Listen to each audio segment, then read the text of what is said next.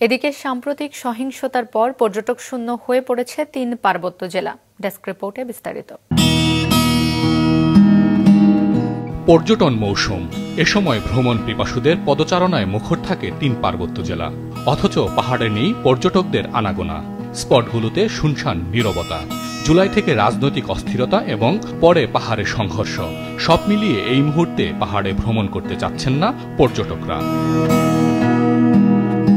হ্রদ, পাহাড়, ঝর্ণার দেশ রাঙামাটিতে বর্ষা বা বর্ষার শেষে সবুজ প্রকৃতির রূপ দেখতে প্রতি বছর এই সময়ে পর্যটকদের সমাগম হয় প্রচুর।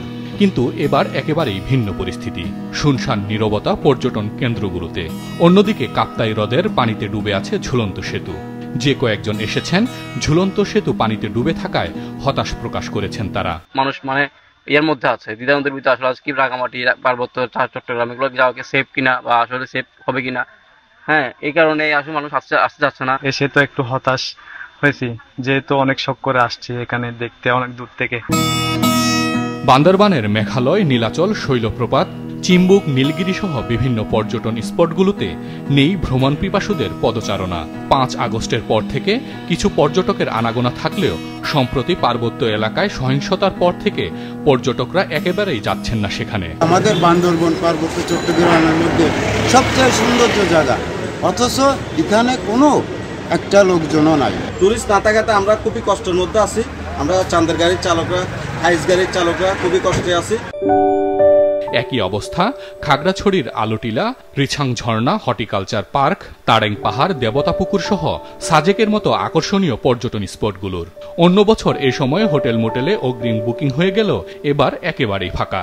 আশা করি রাজনৈতিক পরিস্থিতিটা ভালো হলে আমরা ঘুরে দাঁড়াতে পারবো। এই বছর কোনো পর্যটক নাই বললেই চলে, আমরাও অলস সময় পার করতেছি। যেটা জানতাম এখানে অনেক মানুষজন হয়, অনেক ভিড় হয় নাকি, তো এর জন্য দেখতে আসছিলাম।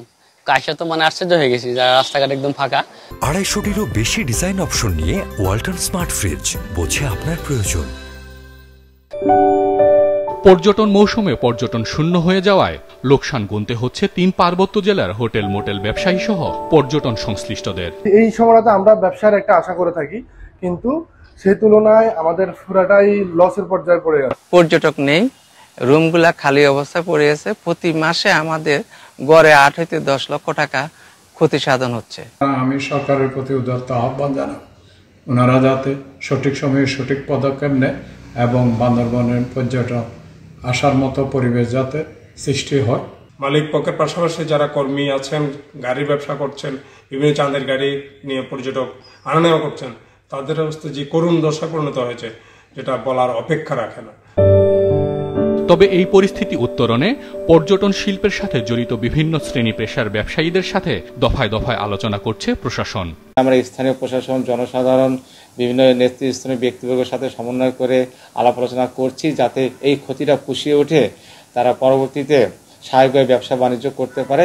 সেই কারণে আমরা নানা রকম উদ্যোগ নিয়েছি। আপনারা খুব গহীনে না যেয়ে আশপাশে যে পর্যটন স্পটগুলো আছে সেগুলো স্বাচ্ছন্দ্যে ভিজিট করতে পারেন। আমাদের একটি ওয়েব পোর্টালে একটা লিঙ্ক রয়েছে, সেখানে যে তথ্য দিয়ে থাকেন আমরা তাদেরকে সেই নিরাপত্তার বিষয়টি নিশ্চিত করার জন্য প্রয়োজনীয় পদক্ষেপ গ্রহণ করে থাকি। পর্যটন স্পটে, প্রত্যেকটা স্পটে আমরা সার্বক্ষণিক দিনে রাত্রে 24 ঘন্টা যাতে টুরিস্ট আমাদের পর্যটনের সেবা গ্রহণ করতে পারে, সেজন্য আমরা কাজ করি। দেশের পর্যটন শিল্পকে বাঁচাতে রাজনৈতিক স্থিতিশীলতার পাশাপাশি নিরাপত্তা নিশ্চিত করতে হবে বলে মনে করছেন পর্যটন শিল্পের সাথে জড়িতরা। হাসান মেহেদী, মাছরাঙা নিউজ ডেস্ক।